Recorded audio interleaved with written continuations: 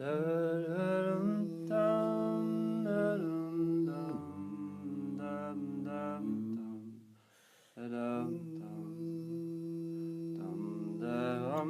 Dr. Fox's class, we learned to keep it real. And keeping it real was freeing. I no longer had to maintain this false image. I could let down the shield made of callousness and arrogance and pride. It was freeing to keep it real. When I no longer had anything to hide, I could feel like people gravitating towards me. My superpower had become openness and kindness. Also, keeping it real helped me align with my identities.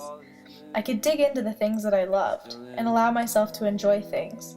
So if I wanted to cry when I heard that song, I could. Or if I wanted to hug that friend, I could. I didn't have to feel guilty for leaning into my natural inclinations. To be a servant. Rumi says, "Why should we grieve that we've been sleeping? It doesn't matter how long we've been unconscious.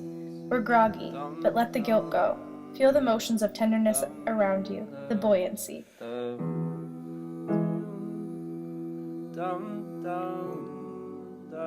Kimmy asked us, "Are you a leader?" My junior year, I quit all of my executive positions.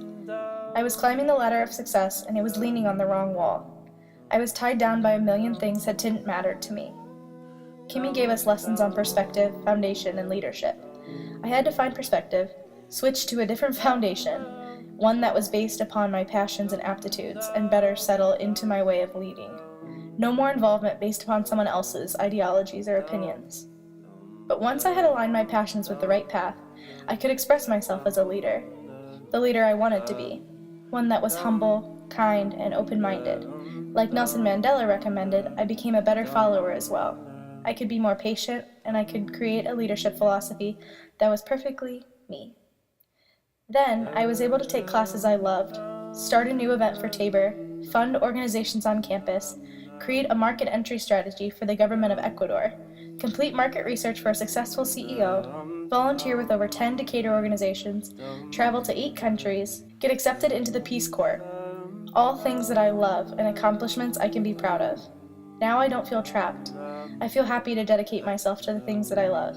I visualize my involvement not as obligations, but rather as opportunities. And the second that they become obligations, I end them. I know the foundation in which my leadership is based upon, and I thank LV for that. Rumi says, "With such attachments, do you expect to arrive anywhere?"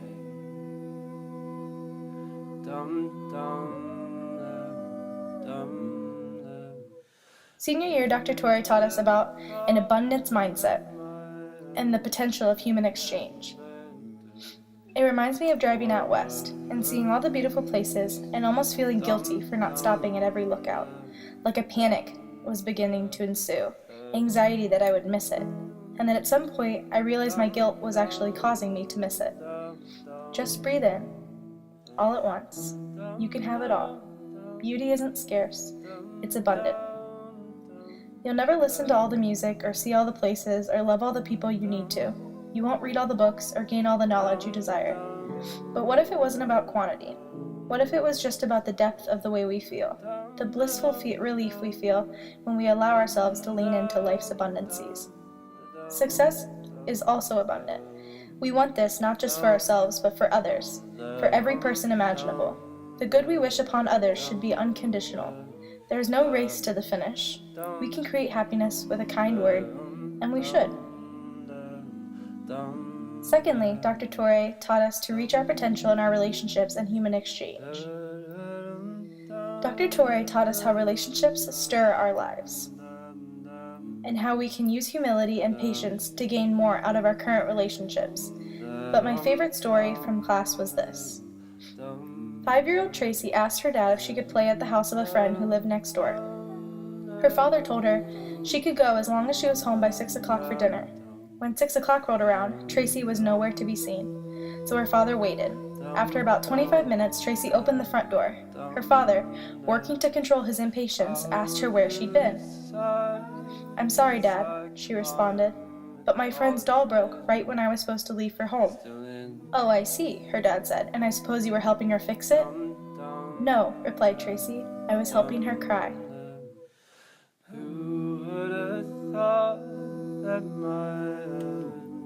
To have a little more empathy, to reach out a little further than comfortable, to have patience and discipline, to value relationships over situations, and to be a little more selfless. Rumi says, "You have forgotten the one who doesn't care about ownership, who doesn't try to turn a profit from every human exchange." LV has helped to guide me into figuring out who I am, the leader I can be, and the impact I can have. It showed me how to open my vision, to see beyond what I know, to understand that everyone has just arrived here from a journey, and that there is exponential power in the love and connection that we have the choice to share.